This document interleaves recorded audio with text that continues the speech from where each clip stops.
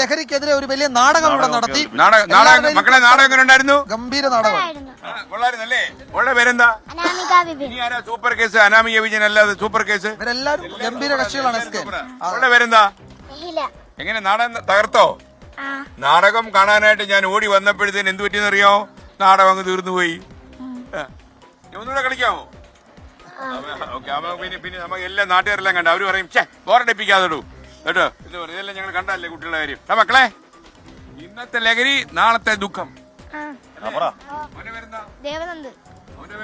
പിന്നെ നിന്റെ പേരെന്തോ? അറിയണ്ടേ? നായകൻ. ഓ, മോനായിരുന്നു നായകൻ. ഏതാ വേഷം? ഏതായിരുന്നു? റോൾ ഏതായിരുന്നു? കണ്ണുവയ്യാത്ത കുട്ടി. ഞാനൊരു പ്രവചനം നടത്തട്ടോ? നീ പേടിക്കുവോ? നീ ഭാവിയിലെ മമ്മൂട്ടിയാ. അതിനുള്ള എല്ലാ സാധ്യതയുണ്ട്. എന്തോ ചെയ്യാൻ പോന്നു? എന്താ പേര്? അമ്പിളി.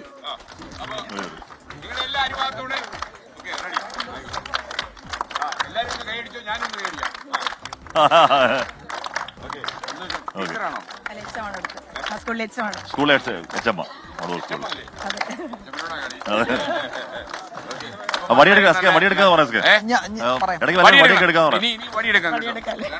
ഹൈക്കോടതി പറഞ്ഞിട്ടുണ്ട് കുഞ്ഞാടി കൊടുക്കാം.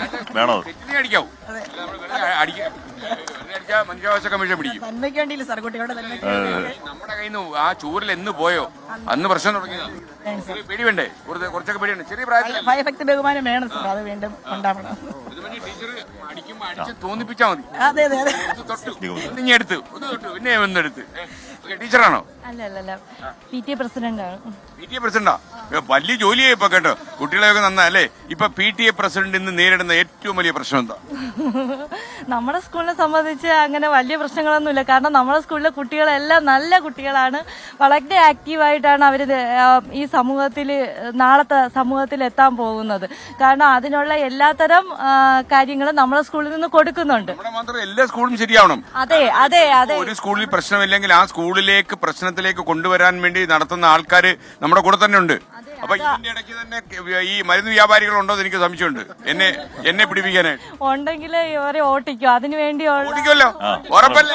ഓട്ടിക്കും. നിങ്ങൾ ചൂലെടുക്കണം. ടീച്ചർ ചൂരിലെടുക്കും, നിങ്ങൾ ചൂലെടുക്കണം. അതെ. പറയുവാ ആരാ?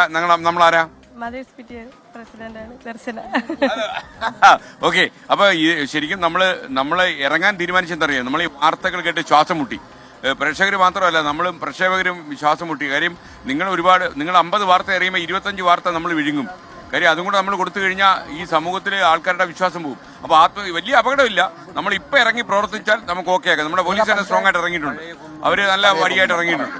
അപ്പൊ അവർക്ക് ഡീൽ ചെയ്യാൻ പറ്റണം. അതോടൊപ്പം തന്നെ നമ്മുടെ ആളുകൾ സ്കൂളിൽ നിന്നൊക്കെ തന്നെ ബോധവൽക്കരണം നടത്തണം. അതിനെ കുറിച്ചൊന്ന് പറയും. അത് ഇപ്പൊ നമ്മൾ ഈ നാടകത്തിലൂടെ തന്നെ ഒരുപാട് ബോധവൽക്കരണം നടത്തുന്നുണ്ട്. അതിലൂടെ കുറെയൊക്കെ നമുക്ക് മാറ്റിയെടുക്കാൻ പറ്റുന്നതാണ് വിശ്വാസം. മാറ്റണം നമ്മള്. അപ്പൊ എല്ലാവർക്കും മാറ്റണോ? ആ നായകൻ എന്ത്? നായകൻ മമ്മൂട്ടി ആവുന്ന ആള്. മമ്മൂക്ക അറിയണം നിനക്ക് കേട്ടോ.